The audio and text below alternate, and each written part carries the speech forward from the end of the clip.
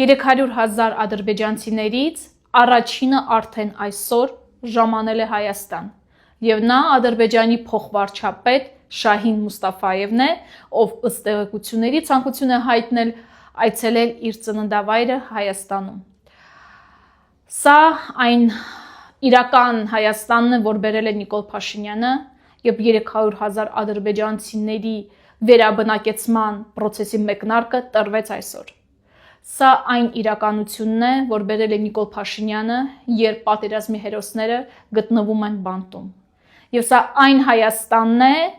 որտեղ որ քարոզվում է ադրբեջանական թեզեր, արդարացվում են հայկական եկեղեցիների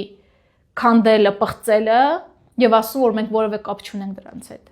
Հայ ժողովուրդը իր որոշումը ասելու է հունիսի 7-ին։ Չի կարող մեր երկրի խաղաղության երաշխավորը լինել մի երկիր, ով հենց այսօր, այս պահին ոչնչացնում է մեր եկեղեցիները։ Մենք այլևս թույլ չենք լինելու Սամվել Կարապետյանի հետ, փոփոխությունները լինելու են Սամվել Կարապետյանի հետ։ Մնաց ընդամենը մի քանի օր։